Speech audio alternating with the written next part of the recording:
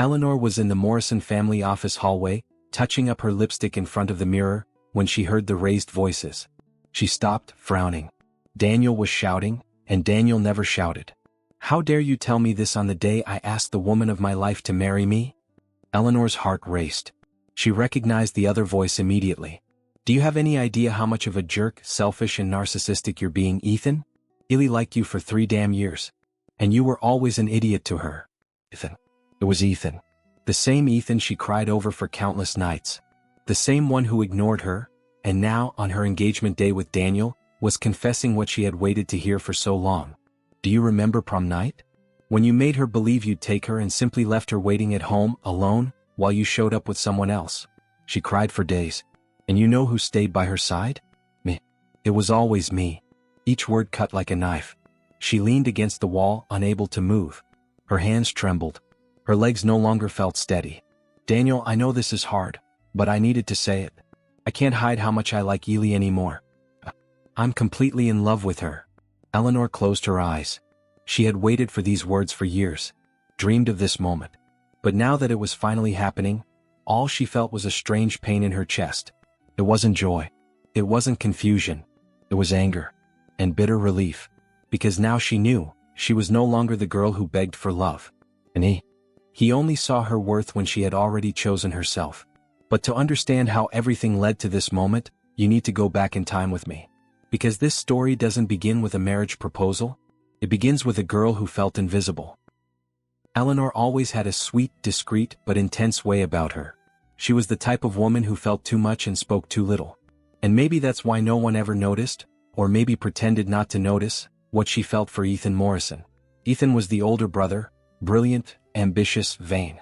Since young, he said he would be the most respected lawyer in his father's company. Eleanor admired him. She fell in love not just with his intelligence, but also with his easy smile, his confidence, the way he entered places as if he was certain he belonged there. She spent 3 years nurturing that feeling in silence. 3 years getting dressed up hoping he would notice. 3 years interpreting every message, every look, every kindness as a sign of hope.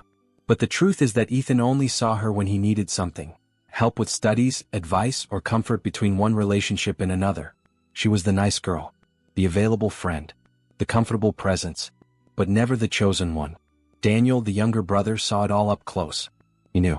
He knew about the unrequited love, knew about the hidden tears, and knew that, as much as it hurt to admit, Eleanor deserved much more than what she was living. The breaking point came at prom night. Ethan had implied he would take her, even without ever saying it directly. Eleanor spent what little she had on a blue dress, did her hair, her makeup, and waited. She waited anxiously, thinking that night would be different, that he would finally see her. But Ethan didn't show up. She found out later that he went with Evelyn Chambers, the mayor's daughter, the beautiful and perfect Evelyn, who appeared last minute and, as always, took the place that was never really Eleanor's, but that she always hoped to occupy. That night, Daniel was the one who showed up at her door. He found Eleanor sitting on the porch, the dress wrinkled, eyes swollen, face colorless. "He doesn't deserve you," he said, sitting beside her. "Why are you being kind to me?" she asked without looking at him. "Because someone needs to be." From then on, Daniel began to get closer. Without rush, without demands, without clear intentions. Just presence.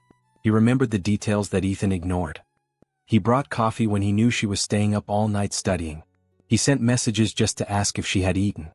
He brought flowers, sunflowers, always sunflowers, even without a special occasion.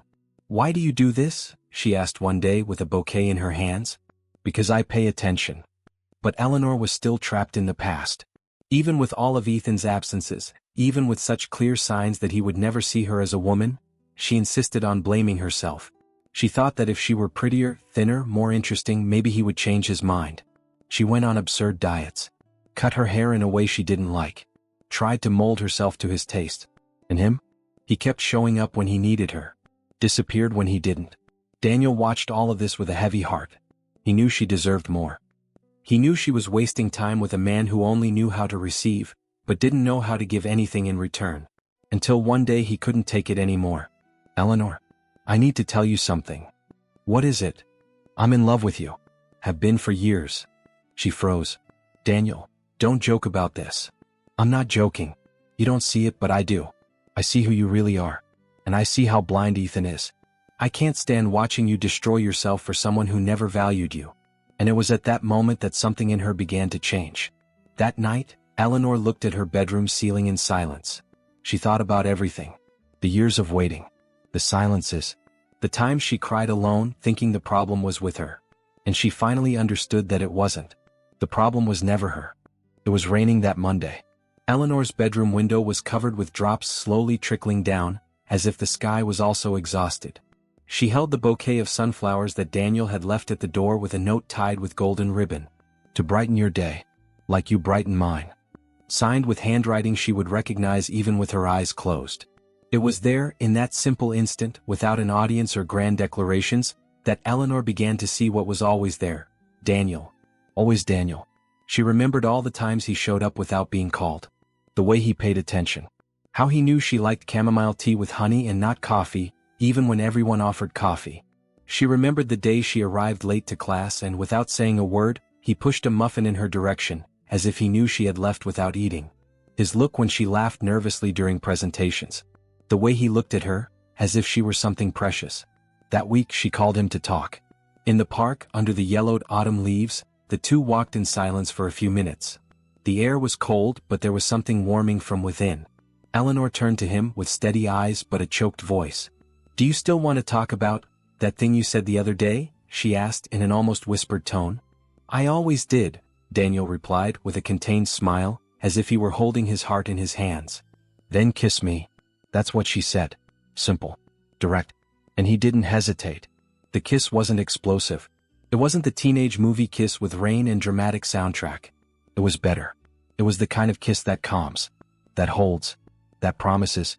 When his lips moved away from hers, he whispered with his forehead against hers, "Want to date me?" "Since you came with that muffin," Eleanor replied with a shy smile. The days that followed seemed tinted with another color. Daniel was different from everything she had known. He didn't make her doubt. Didn't make her wait. He showed up. Every day. He brought flowers for no reason. Made playlists with songs she mentioned without meaning to. He discovered a place in the countryside with a sunflower field just to take her there on her birthday. "How did you know I always dreamed of coming here?" she asked, looking around like a child. "You said it once while eating cake in your grandmother's kitchen, and I listened," he replied, holding her hand carefully. With Daniel, Eleanor felt safe. Beautiful even in sweatpants. Desired even without makeup. Valued even without making any effort beyond being who she always was. A friend of hers commented one day while they ate ice cream on the park bench, "You're different. You're more alive. Radiant." Eleanor smiled and replied, "It's that now I understand that true love doesn't weaken you. It strengthens you." With Daniel, she didn't need to wonder if she was enough. Because he made sure to remind her all the time that she was everything. In the kitchen, on the couch, in the car, on good and bad days, Daniel was constant. And that was so rare, so precious, that she began to wonder how she could have spent so much time begging for attention from someone who never intended to stay. She looked at Daniel one night while he prepared clumsy pancakes for dinner. The batter was stuck to the pan and he tried to disguise the disaster with laughter. It was at that instant, seeing the man who was always there trying to make pancakes just because she mentioned missing childhood breakfasts, that she knew. "I love you," she said with a firm voice and teary eyes. Daniel stopped everything, held the spatula like it was a flower and looked at her as if it were the first time. "What did you say?" he asked as if he wanted to hear it again just to keep every syllable. "I love you, Daniel. Completely. In a way I didn't even know existed." He hugged her tight. His scent mixed with vanilla and pancake batter was now the smell of her house. Her home. "I love you too," he murmured. "So much that sometimes it even scares me. But with you, even fear is beautiful." Eleanor closed her eyes and thought, this is how love should be. Without doubts. Without games. Just presence. Just truth. And for the first time in a long time she felt peace. Ethan Morrison's life seemed perfect. At least, in the eyes of those who saw from the outside. At 26, he was about to become a partner in his father's firm, Morrison and Associates, one of the most respected in the city. His name was mentioned with a tone of reverence in the company corridors and social circles. Invitations to prestigious events arrived like playing cards in a magician's hands, stacking up on his ebony desk. On his wrist, a latest generation Rolex. In the garage, cars that seemed sculpted by the wind. And beside him, paraded Cassandra Montenegro, a sought-after model, beautiful, famous, with thousands of followers on social media and a marked presence in social columns. They were the couple of the moment. Beautiful, successful, admired. The type of pair that makes others think they won at life, that they reached the apex of human existence. But no one saw the silences between one photo and another. The shallow conversations that dragged like quicksand. The rehearsed smiles for the paparazzi lenses, for envious friends, for the very facade they had meticulously built. Behind the veneer of perfection, Ethan felt an echo, a distant buzz of emptiness that at first he ignored. He attributed it to stress, to the exhausting routine of advocating high-profile cases, to the pressure of maintaining his impeccable image. At first, Ethan felt like the luckiest man in the world. Every admiring look, every whisper of envy fed his ego. "Dude, how did you get that woman?" his friends asked with a mix of covetousness and respect. "She's incredible. You two together look like you stepped out of an advertisement." You like that? Being desired, talked about, revered. This external validation was the oxygen he seemed to need, proof that he was on the right path, on top of the world. He believed, with unshakable faith, that having everything society valued was synonymous with happiness. But the charm began to unravel slowly. Not dramatically, with an explosive breakup or sudden epiphany. It just began to weigh. The lightness promised by the perfect life transformed into an invisible burden. The dinners at starred restaurants were a succession of dishes that looked like untouchable works of art and conversations about Cassandra's next designer collection. The paradisiacal trips were a marathon of Instagram photos, where the landscape served only as a backdrop for the perfect image of the perfect couple. On their anniversary, he wanted to take her to a small trattoria hidden in the downtown alleys. It was a simple Italian restaurant, without the glamour of the city's flashing lights, but with a smell of fresh basil and tomato sauce that reminded him of his childhood, the noisy lunches at his grandmother's house. He imagined her smile, the way she would relax in that welcoming environment. Cassandra stopped at the door, looked with an almost offended air, nose upturned, and said, "You can't be serious, baby. I'm not going into a place that doesn't even have a vegan menu." And the lighting?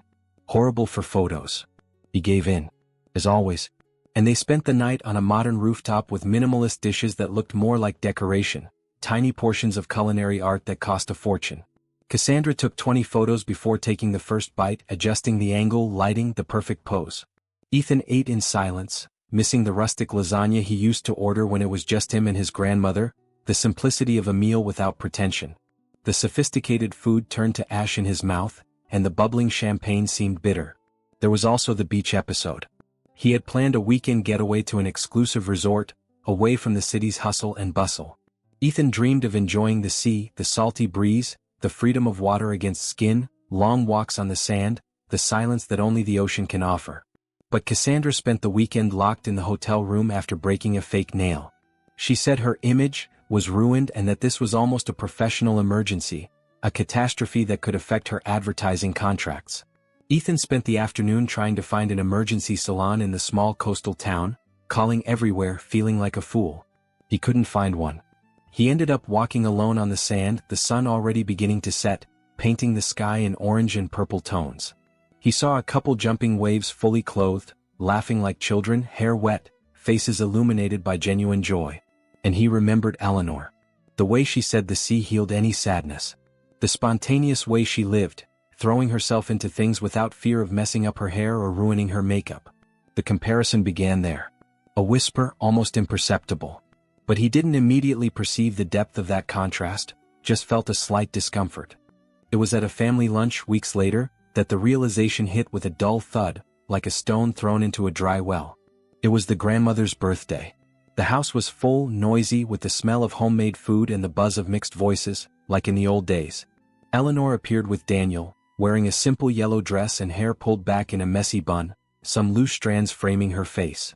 She laughed loudly, an unrestrained laugh, helped serve the plates, told stories with a captivating ease that held everyone's attention. Her eyes shone in a way he hadn't seen for a long time, or perhaps had never really noticed. Everyone seemed happier with her around, as if her presence radiated a light of its own that filled the environment. Ethan watched her from afar, with a plate in hand and a tightness in his chest that he couldn't understand. A strange sensation of familiarity and loss. His mother commented between bites of corn cake with guava, a sweet she prepared only on special occasions, "Eleanor is special. Always was. Daniel was very lucky." Those words fell like a stone in his stomach. Heavy. Painful. Ethan looked at his brother, Daniel, who was beside Eleanor, eyes fixed on her, as if she were the center of everything, the entire universe revolving around that easy smile and loose laughter. And then he realized he never looked at Eleanor that way. Never with the same reverence, with the same devotion. But Daniel did. And Eleanor returned that look with a surrender he had never received from her. A surrender that he, in his blindness, had never realized she was capable of. Later that day, Ethan tried to talk to Cassandra. They were in the car, returning to the luxurious apartment. He said he had been feeling strange. That maybe the path he chose wasn't right. He talked about the emptiness that corroded him inside, about the tiredness of keeping up appearances. About the old dream of being a writer, the one he left behind to follow what was expected of him, his father's legacy, the brilliant career, the safe path. Cassandra widened her eyes, incredulous. "Baby, are you okay? Are you delirious? You have everything. You're one of the most promising lawyers in the city and date one of the most beautiful women of the moment," she said, referring to herself with the same naturalness of someone commenting on the weather, as if it were an unquestionable fact, part of her enviable resume. Ethan remained silent. The air inside the car seemed dense, unbreathable. "Why would anyone trade this to become a writer?" she continued, her voice rising in disgust. "A poor and depressed writer?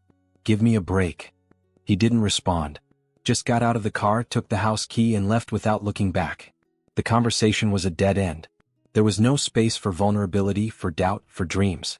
On the way back he called Eleanor. Said he wanted to talk. Alone. She, with the same care as always, with the soft voice that seemed to carry the calm of a river, accepted. They arranged to meet at a discreet corner cafe, where the smell of cinnamon and coffee seemed to calm everything around, a refuge from the noise of his own mind. "You're acting strange," she commented, looking into his eyes with that look that pierced defenses, that saw beyond facades. Eleanor had the gift of seeing people's souls. "I don't know who I am anymore," Ethan confessed, his voice choked, the weight of a lifetime of expectations falling on his shoulders. "I think I followed so many others' expectations that I never stopped to think about what I wanted." He felt strangely naked, exposed. Eleanor listened to him in silence as she always did, without interrupting, without judging. Just presence. "Have you ever thought that maybe being a lawyer was never your real dream?" she asked gently, as if she were untying a knot with her fingertips. "Maybe you just wanted to be accepted. Validated. But that's not the same as being happy." He was speechless. Those words hit him with the force of lightning. And in that silence he realized something. She no longer looked at him with the eyes of before. There was no more adoration, that blind admiration that inflated him. There was no more waiting, that silent plea for a look, for a gesture. She just saw him. Really. As a human being with his flaws and pains, not as the idealized hero of her dreams. And when Eleanor spoke about Daniel, her eyes shone in a way he had never seen, not even when she talked to him.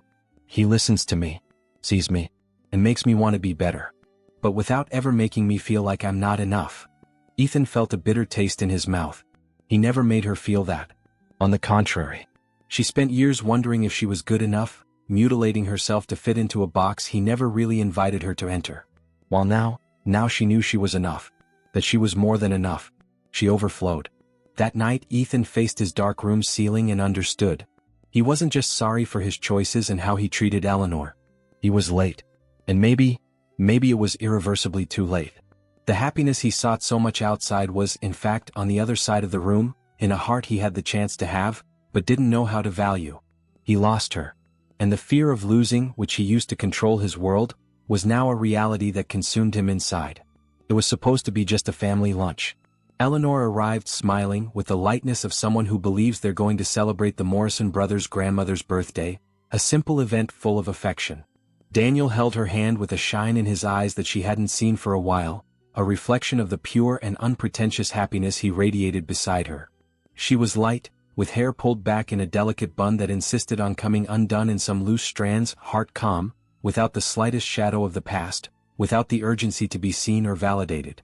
Nothing seemed out of place on that day that promised to be just a common chapter of joy. The house was full of voices, contagious laughter echoing through the rooms, smells of fresh food and affection spread through every corner, a sensory tapestry of home. The familiar buzz was the sound of peace for Eleanor. Daniel pulled her by the arm, his voice low in her ear, loaded with a sweetness that made her smile inside. "After dessert, I have a surprise for you." She smiled, without imagining the magnitude of the upheaval that was about to happen. Her mind was only on grandmother's apple pie and light conversation with the aunts. Hours later, everyone was on the porch. The afternoon sun painted the scene with warm tones, and grandmother laughed loudly at some joke, hands on her belly. The children ran with shoes in hand, their thin laughter mixing with the buzz of insects. And then, suddenly, amid that scene of pure normalcy and relaxed happiness, Daniel knelt. Eleanor felt time stop. The air seemed to become denser, the surrounding noise disappeared. Her eyes fixed on him, the world reducing to that single point. Kneeling on the green grass, with the sun illuminating his face, Daniel held a small velvet box. "You brought light where there was shadow before," he began, with a slightly trembling voice, but firm in conviction. "And you taught me that true love isn't made of empty promises, but of presence, of listening, of every small detail. Eleanor Santos, will you marry me?" She didn't even try to contain the tears that flowed hot down her face. The answer came before thought, an unquestionable truth that sprouted from her soul. "Yes," she said, with a voice choked by emotion, but loaded with a conviction she had never felt before. "Yes. 1,000 times yes." The family exploded in applause and emotion, tears mixing with smiles. There was a love there that was good to see, that inspired, that overflowed with authenticity. Simple, honest, beautiful, pure. But on the other side of the porch, almost imperceptible, Ethan watched in silence. His eyes, once full of existential emptiness, were now teary, a shine of something between jealousy and recognition emerging in them. No one noticed his teary eyes, focused on the scene of happiness he was no longer part of. No one noticed when he walked away, going down the house steps with steps too firm for someone trembling inside, a knot tightening in his throat. He knew he needed to do something no matter the cost. That was the point of no return. That night Ethan called his brother. His voice sounded stronger than he felt. He said he needed to talk. Alone. It was urgent. He asked them to meet at their father's old office, the place where so many family decisions were made, where the weight of the Morrison legacy was most palpable. A symbolic place for what was about to happen. Daniel accepted, without imagining the bomb that would come, the implicit betrayal that hung in the air. The room was silent when Ethan closed the door, the muffled sound of the lock clicking like a shot in the emptiness of the environment. Shadows danced on the walls, projected by the weak street light. Ethan seemed nervous, fists clenched, but at the same time determined, as if he were executing an inevitable sentence. Daniel sat in the dark leather armchair, crossed his arms and waited, his look questioning, but without patience for beating around the bush. Ethan walked around the room as if trying to escape from himself, a caged animal, his steps echoing in the oppressive silence, until he finally spoke, words torn from his soul like barbs. "I need to tell you something. And I know you're going to hate me for this. Maybe you'll never forgive me." Daniel remained silent. This wasn't any ordinary apology. The air seemed denser in there, loaded with an almost palpable tension. "I'm in love with Eleanor." The words were said with a frightening calm, almost an acceptance of his own fate. But the impact was like a bomb, exploding in the environment, pulverizing the peace Daniel had barely conquered. Daniel laughed, but it was a short, dry laugh without humor, disbelief and anger mixed. "This can only be a joke. Is this some kind of bad taste prank?" Ethan looked him in the eyes, courage coming from a place he didn't know existed. "It's not. I tried to ignore it. I tried to hide it. I fought against this with all my strength. But I can't. I love her. I really love her." Daniel got up slowly with a rigid body as if he were holding the world on his back, every muscle tense. The vein in his forehead pulsed. "You had 3 years," he said, with eyes shining with contained but overwhelming anger, voice low but cutting like a sharp blade. 3 years to see who she was. To see her value. 3 years when she blamed herself for not being enough for you, while you played at being the inaccessible guy, the unreachable prize. Daniel's voice began to rise, frustration and pain breaking free. "Do you remember prom night? When you made her believe you would pick her up and simply didn't show up? She spent 3 days crying on the living room couch, feeling like the most insignificant person in the world.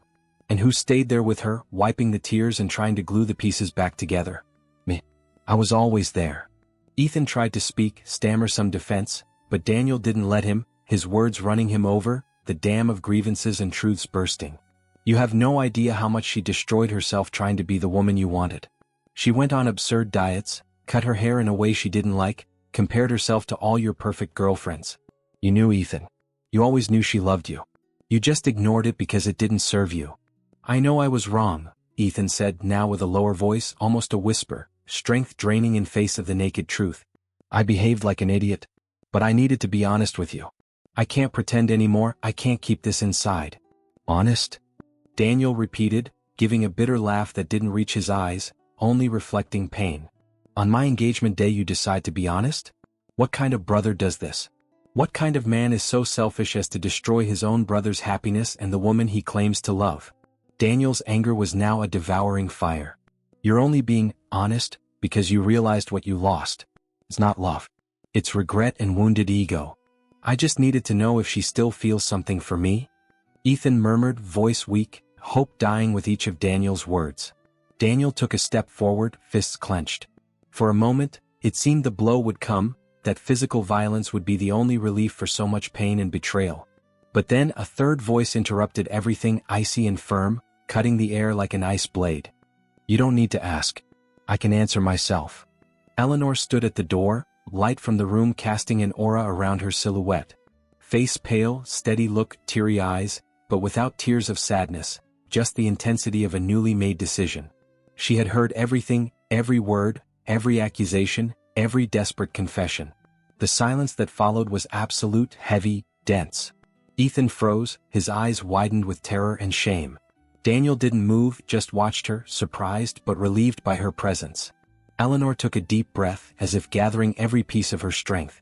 Every word that came next carried the weight of years of choked pain, of silent humiliation, of unrequited love that finally found its voice.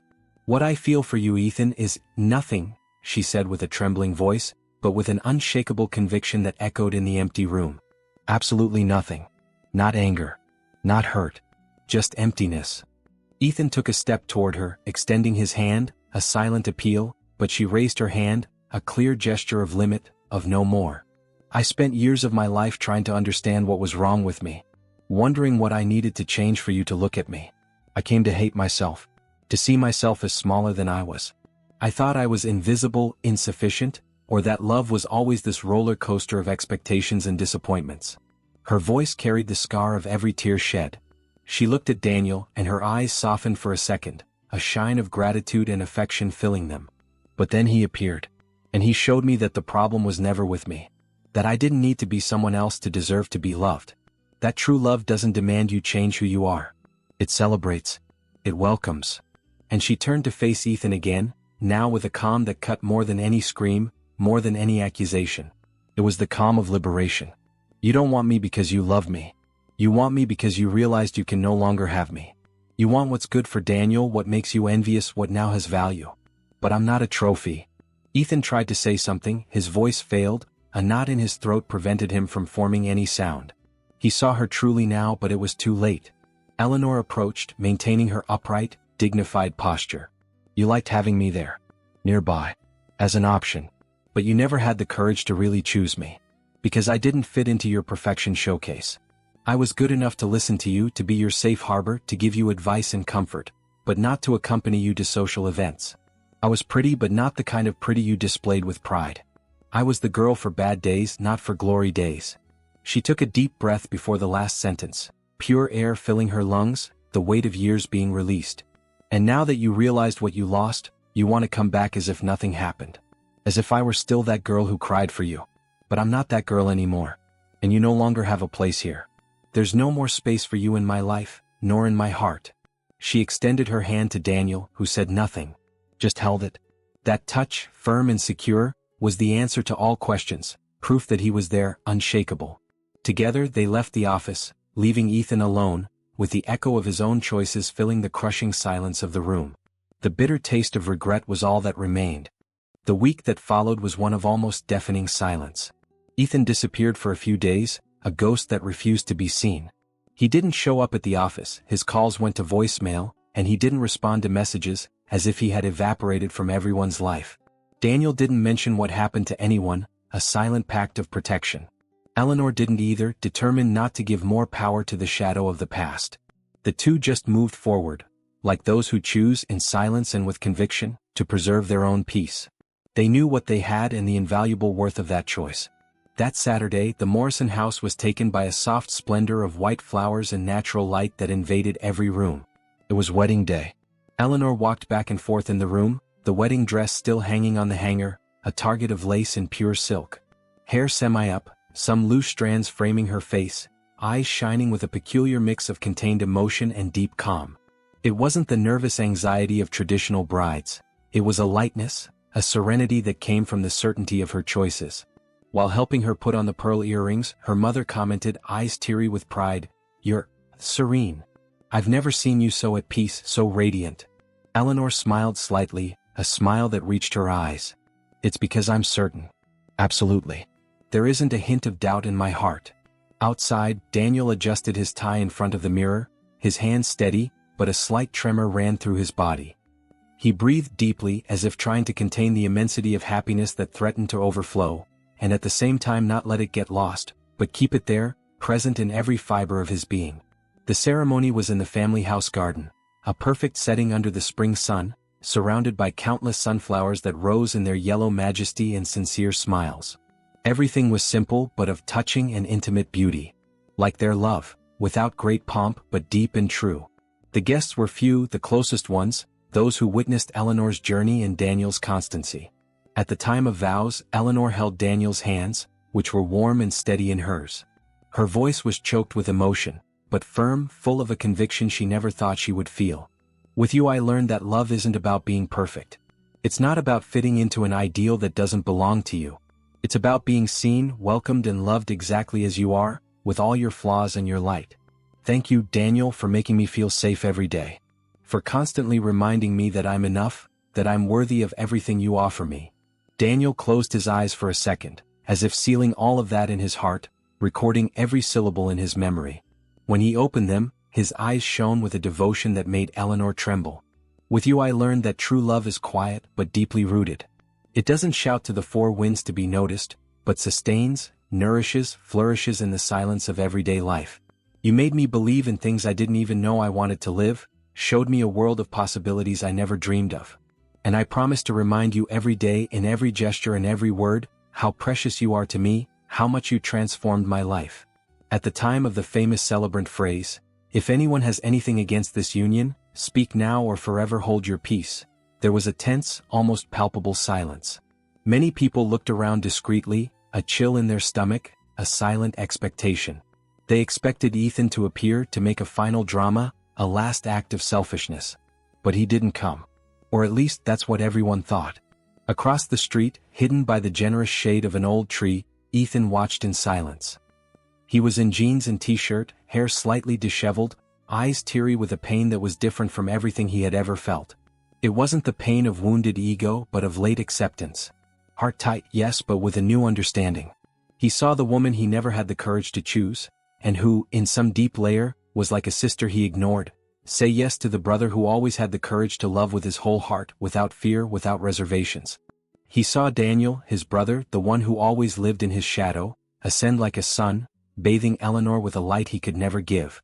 When Daniel and Eleanor kissed, a long kiss full of promises, Ethan looked away for an instant, chest tight. But, surprisingly, a sad smile, almost imperceptible, appeared on his lips. It was a smile of pain, yes, a pain he deserved to feel. But it was also honest. And full of something new, acceptance. He knew he was no longer part of that story. His chapter with Eleanor had been painfully closed by his own choices. And for the first time, this didn't fill him with anger, nor desperation for having lost. Just with a deep respect for the happiness he witnessed and for her courage to rebuild herself. That same night he sent 2 letters. One to Daniel. Another to Eleanor. The handwriting was firm but simple, written with the pen he used to sign contracts, but now loaded with a new truth. "Daniel, you were right. I wasn't a good brother and much less a good man to Eleanor. I failed you both in ways I can only see now. But today I understood. I understood that love isn't conquest, isn't a power game or exhibition. It's care. It's dedication. It's presence. You love her with your whole being, and that became clear even to someone who arrived too late and was too blind to see. I'm sorry for everything. For every mistake, for every pain I caused. And congratulations for being the kind of man I couldn't be, but that I learned to admire. You two taught me more than any diploma, more than any law book. You taught me about what really matters in life. With affection. Ethan. Eleanor. You were the love I only understood when it was too late. The woman who was there all the time and I, in my blindness and selfishness, didn't know how to value. And as much as this hurts me, I needed to thank you. You taught me what true love is, even though it wasn't with me that you lived it. You showed me that presence is worth more than intention. And that true love doesn't weaken us, doesn't diminish us, it frees us. It makes us flourish. Today I begin a new life. Not to forget you because you will always be an important part of my learning. But to finally become someone who knows how to truly love, who knows how to recognize the other's value and their own. I wish all the happiness in the world for you and Daniel. With affection and respect. Ethan. Months later, Ethan traveled. Without fanfare, without grand farewells or parties. He went to Europe with a backpack on his back, a blank notebook and an old camera around his neck. The idea was to discover who he was without the Morrison surname, without the promising lawyer position and without the image he built to please others. It was a journey of self-discovery, of rebuilding himself. Eleanor and Daniel continued their lives with the tranquility of those who know what they want and have certainty in their choices. They made plans for the future, a future that seemed bright and full of promises. They bought a house in the countryside with a vast backyard. And of course they planted sunflowers in the garden, which grew tall and strong following the sun. She woke up every day beside someone who knew the name of the tea she liked, who knew when she needed silence and when she needed a hug. Someone who saw her in her totality, without demanding she be something she wasn't. He woke up every day beside the woman who brought color to the gray days of his life, who taught him to love in a way he never imagined possible. And, as improbable as it may seem to some, Ethan also found his own peace. He published a book 2 years later, a novel with the scent of truth, about a man who almost lost everything for not knowing how to see what really mattered, about regret and redemption. He dedicated it to the woman who taught him what love is, even without giving him a happy ending. And that was enough. Years later, on a quiet spring afternoon, Eleanor was sitting on the porch of the new house with a cup of hot tea in her hands. The garden was in bloom, a festival of colors and aromas, and the sunflowers swayed gently in the wind, as if they were dancing in celebration for her journey. Inside the house, Daniel laughed at some silly thing, the sound of his laughter filling the environment with joy and security while he stirred the pots, apron dirty with sauce. And she thought, with a serene smile, this is where everything led me. This is why so much pain needed to happen. So that she would finally learn to choose herself, to prioritize her own peace and happiness above any external validation. A little girl with big bright eyes ran through the yard with bare feet and hands dirty with earth, a small bundle of pure energy. Mommy, look what I found. Eleanor crouched down, opened her arms and welcomed her daughter in her lap, the smell of earth and childhood filling her lungs. It's a 4-leaf clover, said the girl, with a pride that radiated from her small body. Then keep it safe, she replied, smiling. Because luck like that isn't found every day. And the real gift is knowing how to value it. Inside, Daniel watched them through the kitchen window with a corner-of-mouth smile, heart overflowing with gratitude. And he thought about how life had been generous with him. Not for giving everything he wanted because it wasn't always easy. But for giving exactly what he needed, Eleanor's love, the family they built, the peace of a simple and true life. On the other side of the ocean, Ethan walked alone through an old village in Italy, the cobblestone streets whispering millennial stories. He carried a leather notebook already filled, an old camera around his neck and a lightness in his soul that one only conquers after losing, and truly accepting that loss, transforming it into learning. He stopped in front of a stand of vibrant flowers and, almost by reflex, picked up a sunflower. He smiled. He still thought about her sometimes, yes. Not with corrosive regret or bitterness, but with gratitude. Gratitude for the lesson, for the chance to rediscover himself. Some loves aren't born to be lived intensely or to have a romantic, happy ending. They're born to teach, to mold, to show a path that otherwise would never be seen. And Eleanor's story? It wasn't about a broken heart that found revenge or a fairy tale ending where everything fits perfectly. It was about a woman who, through pain and waiting, learned to see herself, to listen to herself, and above all to love herself. Who stopped chasing after those who ignored her and began to walk, with firm and confident steps, alongside those who saw her light, even when she herself saw herself in shadows. And that's the kind of love that lasts. Not the one that makes the heart race with anxiety, with doubt, with uncertainty. But the one that makes the chest warm with peace, with security, with belonging. Because the true happy ending isn't being chosen by someone. It's choosing yourself first with all your strength and vulnerability. And then, Accepting being loved just the way you always deserved with a fullness that transcends any expectation.